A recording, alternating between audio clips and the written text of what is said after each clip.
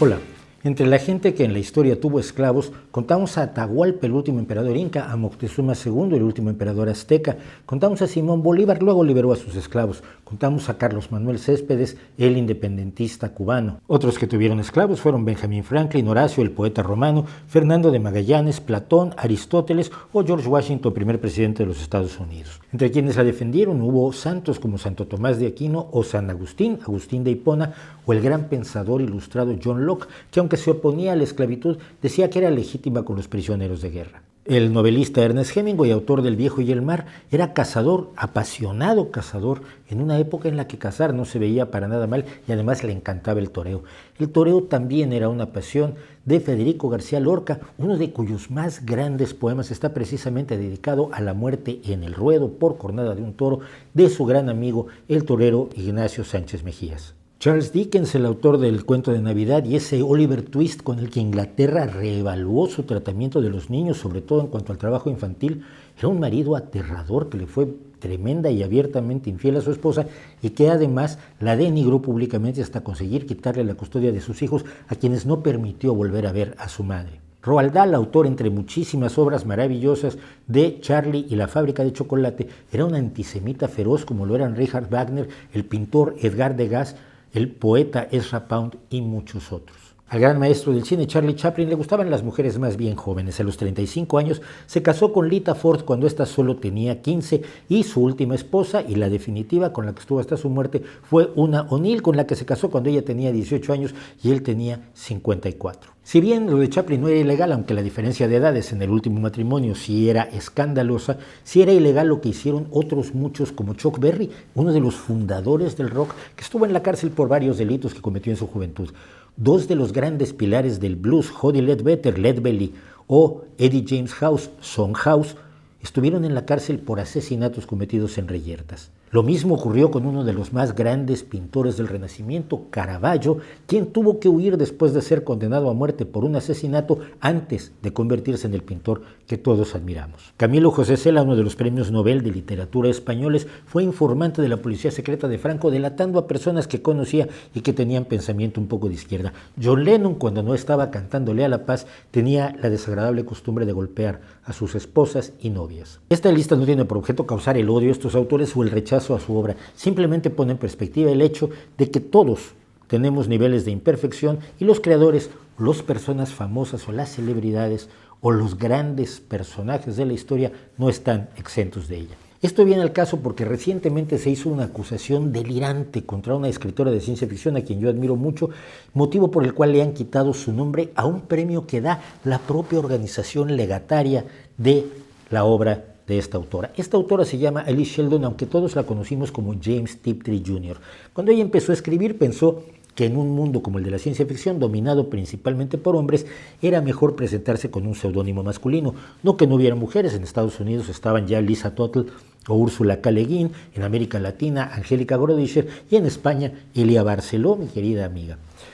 Pero ella decidió primero presentarse con un seudónimo y después todos supimos que se llamaba Alice Sheldon y todos celebramos su obra, principalmente porque fue una obra maravillosa. Ella había hecho un pacto suicida con su esposo que si alguno de los dos quedaba horriblemente incapacitado y considerando que sentían que no podían vivir el uno sin el otro, ambos se suicidarían. Esto llegó a ocurrir finalmente. Su marido quedó terriblemente incapacitado y ella, después de avisar al abogado de la familia que entraba en juego el pacto que habían hecho los dos, procedió a matarlo a él y a suicidarse ella. Hace unos cuantos meses, un grupo de personas, salidas de no sé dónde, decidieron que en realidad James Tiptree Jr., Alice Sheldon, quizás había matado a su marido no por el pacto de suicida de amor que habían hecho los dos, sino por odio a su discapacidad física, es decir, por el delito de odio, por el delito discriminatorio que se conoce como capacitismo. Ella rechazaba la discapacidad del marido y por eso lo mató y luego se suicidó. De esto no hay ninguna prueba, de esto no hay ninguna evidencia, no hay nada que indique que esto fue otra cosa que aquel pacto que hicieron dos personas libremente. Y sin embargo, para no tener problemas, la asociación James Tiptree Jr. le ha quitado el nombre al premio. Hace poco la World Fantasy Awards, los premios mundiales de fantasía, decidieron que su trofeo dejara de ser un busto de Howard Phillips Lovecraft, trofeo que dan a los mejores cuentos, las mejores novelas, los mejores escritores, etcétera, cada año, porque descubrieron tardíamente que Howard Phillips Lovecraft tenía sentimientos racistas profundos, cosa que todo el mundo sabía. Esto no es un secreto en la biografía de Lovecraft. Lovecraft tenía opiniones racistas feroces, pero nunca hizo nada al respecto. Nunca detestó a nadie, nunca rechazó a nadie por su raza, entre comillas, por su origen, y de hecho fue amigo de escritores judíos como Robert Bloch, el autor de Psicosis, y de una gran cantidad de obras y novelas y cuentos maravillosos como una de las bases del terror de los Estados Unidos en el siglo XX. Sin embargo, como Lovecraft era racista, igual que lo eran todos los blancos de Estados Unidos en la primera mitad del siglo XX, sobre todo los de buena familia de Nueva Inglaterra, entonces borramos todo su legado literario y quitamos su busto de los trofeos, no se vaya a ofender a alguien. Ya hicimos un video sobre presentismo histórico en este canal, precisamente hablando del problema que implica valorar el pasado con los baremos del presente, con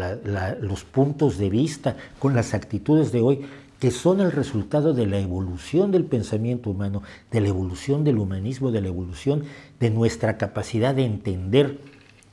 la igualdad de otros, el dolor de otros, los errores que cometemos como sociedad. Pero esto va más allá del presentismo histórico, va a un puritanismo tardío,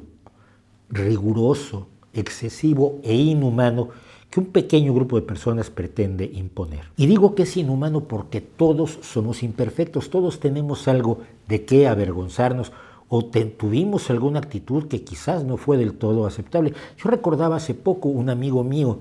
del bachillerato, queridísimo, que nos negábamos a aceptar que fuera gay. Decíamos, es un poco amanerado. No era un poco amanerado, era gay. Pero no podemos borrar el hecho de que nosotros en una sociedad homofóbica como era la mexicana teníamos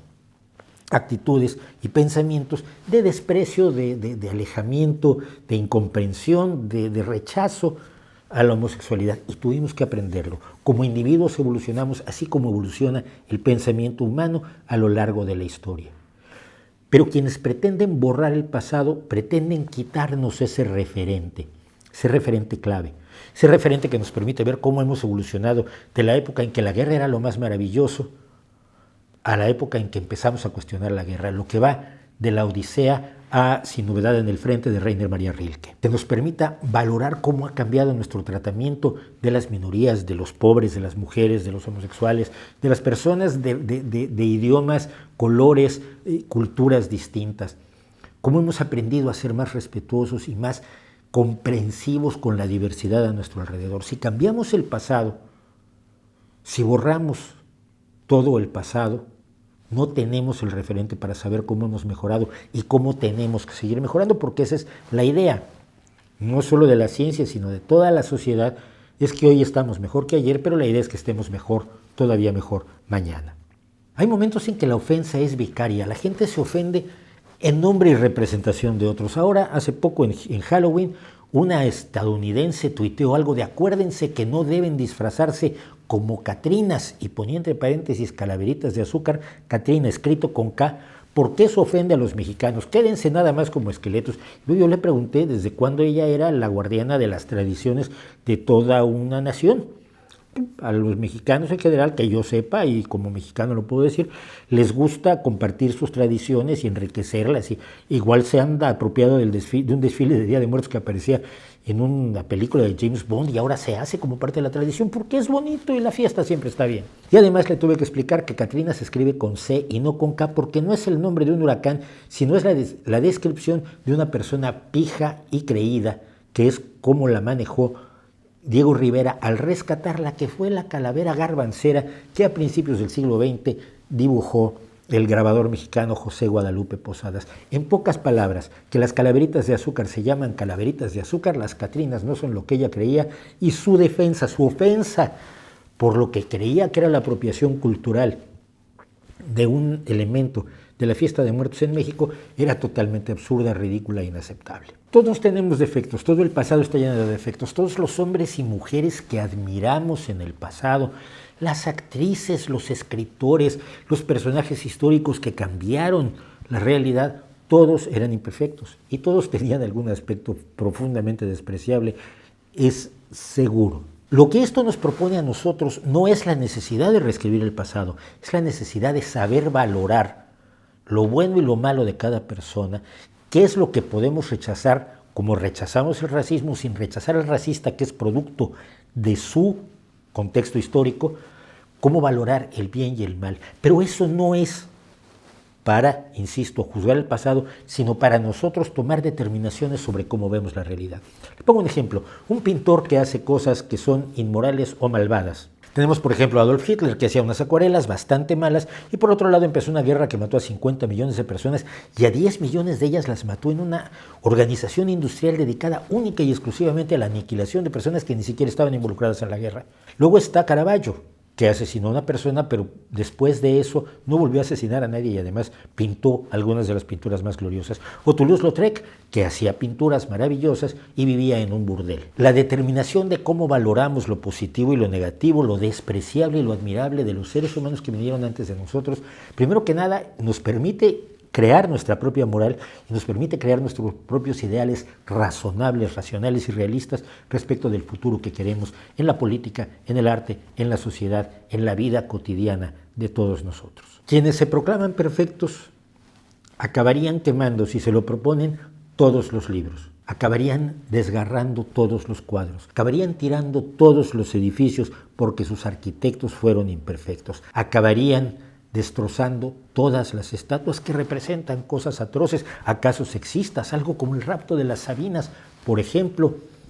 o barbaridades como asesinatos y guerras. Vaciarían los libros de historia y nos presentarían quizás una historia reescrita en la cual todos vivimos como mi pequeño pony entre un mundo de azúcar y pétalos de rosa, pero sin diabetes. Algunos ya lo han hecho, han reescrito el Tom Sawyer y el Huckleberry Finn de Mark Twain para quitar palabras que hoy son ofensivas y que en el pasado se utilizaban para denotar a las personas afrodescendientes y a los indígenas estadounidenses. Reescribir el pasado no sirve de nada, no va a mejorar el presente ni va a construir un futuro mejor. Esto también es una forma de irracionalidad, es charlatanería, es pseudociencia, es pseudohistoria. Y generalmente está a cargo de un grupo muy pequeño, de un grupo prácticamente marginal, minúsculo, pero que es tan terriblemente vociferante, tan terriblemente ruidoso, tan terriblemente agresivo, que hace que el resto de la gente se haga a un lado, se calle y sienta vergüenza de no ser tan perfecta como le están exigiendo que lo sea a aquellos que no lo son tampoco. Ninguno de los que se arrogan esa autoridad moral para juzgar a todos los del pasado y a todos los del presente, sin acudir a los códigos sociales que compartimos todos, sin acudir a la legalidad, sin acudir al contexto histórico, están diciéndonos, y habría que ser muy tonto para creérselos, que ellos sí tienen la perfección moral que nos están exigiendo a nosotros, y no la tienen. Y no podemos permitir que se apoderen del discurso generalizado, que cambien los nombres de las cosas, que derriben todas las estatuas, que nos dejen sin historia con la cual comparar lo que estamos haciendo por un futuro mejor. Pero eso depende de cada uno de nosotros, de nuestra defensa de la libre expresión, de nuestra defensa de la realidad de la historia, de nuestra defensa de que el pasado desagradable que tenemos como especie es también nuestro legado, porque junto a todo lo desagradable hemos logrado ir mejorando, y eso es sobre lo que deberíamos poner el acento. ¿No cree usted?